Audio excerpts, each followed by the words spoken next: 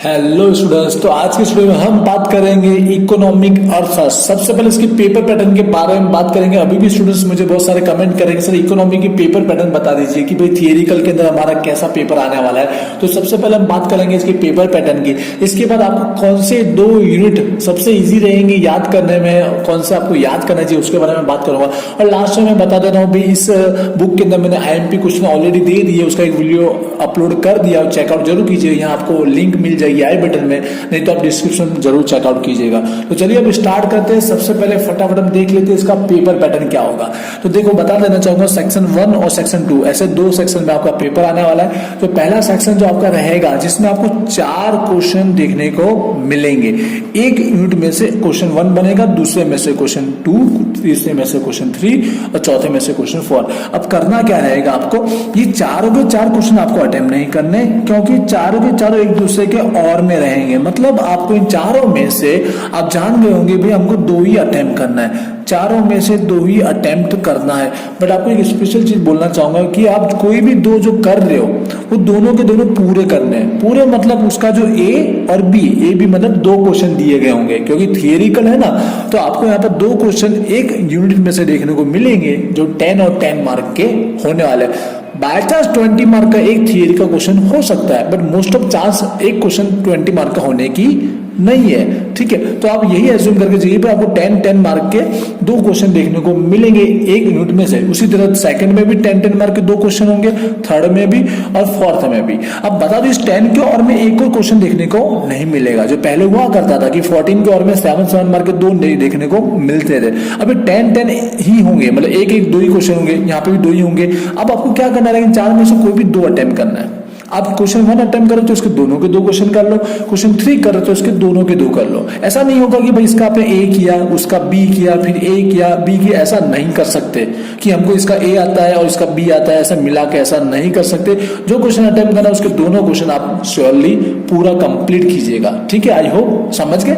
Last question number 5 जो आने वाला है वो MCQ आने वाला, और MCQ सारे यूनिट में से आएगा। ऐसा नहीं समझना कि कोई भी 2 में से आएगा, 1 से लेकर 4 जितने यूनिट है, जितने चैप्टर है, उन सारे में से आने वाला है, जो आपके 10 मार्क बनेंगे। और आपको आई होप कि 5 ही MCQ अटेम्प्ट करने को रहेंगे, 5 ईच के 2 मार्क हो जाएंगे। ठीक है, दिए गए होंगे 5 से ज्यादा 10 अराउंड दिए गए होंगे, 10 MCQ दिए गए होंगे अराउंड, या 10 से ज्यादा 12 भी दिए गए हो सकते हैं। तो आपको पहले 5 वही सॉल्व करने के जिसको आपको आंसर आते हैं। मैं पहले से बता दूं, कितने लोग क्या करते हैं सलंग आंसर लिख देते हैं, ऐसा मत कीजिएगा। पहले 5 वो करने के जो आपको आंसर आते हैं, क्योंकि वही पहले 5 आपके सिलेक्ट किए जाते हैं। जिसमें से राइट हुए तो उतने मार्क, जिसमें से रॉन्ग हुए तो उतने मार्क जो बनेंगे वो। तो ध्यान रखिएगा, पहले 5 आपको वही करने के जो आपको आते हैं। तो ये कंप्लीट पेपर पैटर्न था। आप कोई भी 2 अटेम्प्ट करेंगे ऊपर तो आपके 40 मार्क हो जाएंगे, और यहाँ पर 10 मार्क, तो टोटल मिला के यहाँ पर 50 मार्क आपके कंप्लीट हो जाएंगे। तो हमारा 2 आवर के अंदर टाइमिंग में इजीली पूरा हो पाएगा, क्योंकि आप कोई भी 2 क्वेश्चन लिखोगे तो यहाँ पे हाफ आवर के अकॉर्डिंग भी लिखोगे तो 1 आवर इनफ है, और सेकंड में भी 1 आवर इनफ है, उससे कम ही हो जाएगा। और यहाँ 10 मिनट दोगे तो अपना काम हो जाएगा, तो पेपर टाइमिंग के अंदर कंप्लीट हो जाएगा। तो ये तो आई होप समझ में आ चुका होगा। प्लीज इस वीडियो को शेयर जरूर कीजिएगा, जिससे और सारे स्टूडेंट्स की भी इसकी हेल्प हो सके। क्वेरी रहती है तो मुझे इस वीडियो के नीचे कमेंट करके जरूर बताइएगा।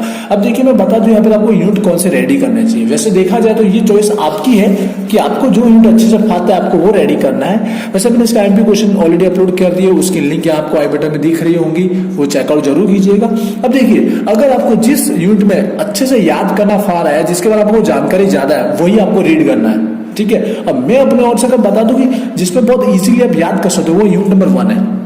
यूनिट नंबर 1 है, और यहाँ पर यूनिट नंबर 4 है, फुगाओ इन्फ्लेशन।